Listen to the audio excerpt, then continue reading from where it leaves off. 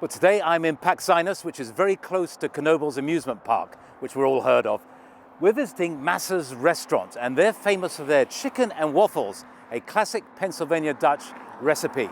We're going to go inside, and Brian, the owner, is going to put it all together for us. Boy, am I hungry. Hello, Brian. How are you? Paul, I'm great. How are you? Looks like you've got everything ready to show us. Well, chicken and waffles, I'm going to show you how we do it here. Yes, I am. Absolutely. Yeah. A true traditional Pennsylvania Dutch recipe. That's correct. All right. It's all yours. Well, these are roasting chickens that we use. They're typically 7 to 9 pounds. They're big pieces, aren't they? We like to season them pretty well. Salt? Just salt and pepper. This is just carrots, celery, onion that we use. Big rough cut chunks, yeah. Rough cut, yep. This gets discarded after the roast.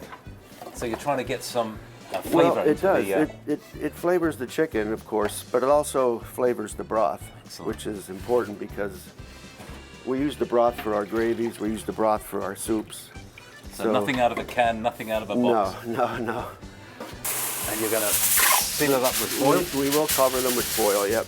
And do you uncover it with foil halfway through, or? No, we leave it foiled all the way. It takes about a little over 3 hours at 350. I have a pan that I put in earlier. Oh, it smells absolutely wonderful. We'll drain the broth off. Now we have to let the broth sit. We usually let it chill, so the fat will separate. Gotcha. And when we take the fat off, then we use it for gravies, soups. None of it goes to waste. So we got the gravy done. Yep. The final ingredient is the waffle, yeah? Yep. So Brian, this is from scratch Yes, batter mix. that's so correct. Take us through the process. Well, we have six quarts of all-purpose flour. The first dry ingredient, it's 2/3 of a cup of baking powder. That's a lot of baking powder, yeah? Well, we need it to rise.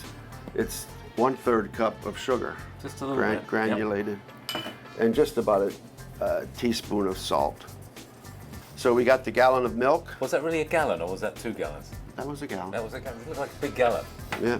Okay, here we have 22 eggs. 22 eggs. 22. There we go. Someone was up cracking them early in the morning, yeah? Yeah, you're looking at them. And this is 4 pounds of melted butter. So I want to blend this together a bit before I turn it on automatic, or we'll have it all over the camera. All over me, yeah. Yeah, all And over the camera. All over. So how many waffles do you think this would make? Oh, this batch will make about 40 waffles.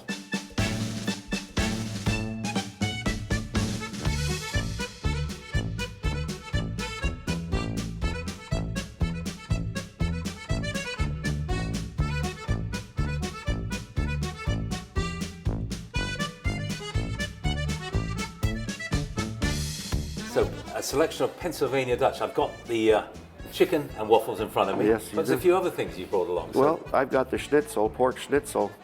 It's a pork cutlet pounded thin and fried, and we sell a lot of that. Delicious. breadcrumbs on it. This is lettuce with hot bacon dressing. We make our own hot bacon dressing. Never heard of that. We pickle our own beets, pickled beets. Those are all Fantastic. Pennsylvania Dutch style things. So Brian, I gather you have some Pennsylvania Dutch relatives, yeah? Well, actually, our family is 5th generation farmers with German heritage.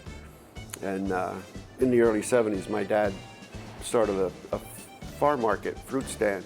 And from there, we were selling our own fruits and vegetables, killing our own hogs, and processing the sausage and bacons and hams. And this was just a natural progression From it. But it is funny, actually my dad spoke Pennsylvania Dutch before he learned English at home. So that's how close we are to the heritage. It's the German, really. It's a German Yeah. dialect, yeah. So there you go, fantastic. Well, Brian, it's been an absolute pleasure. I've learned an awful lot about Pennsylvania Dutch. It's good, wholesome, simple, fresh ingredients. Mm-hmm. You really can't go wrong. Well, I appreciate you coming. So I if really people want to enjoy- visit, tell us a bit about the location of the restaurant. Well, we're on the intersection of Route 61 and 487 in Paxinus. We have a Facebook page, Monsters Restaurant, and we hope you visit us. Yep.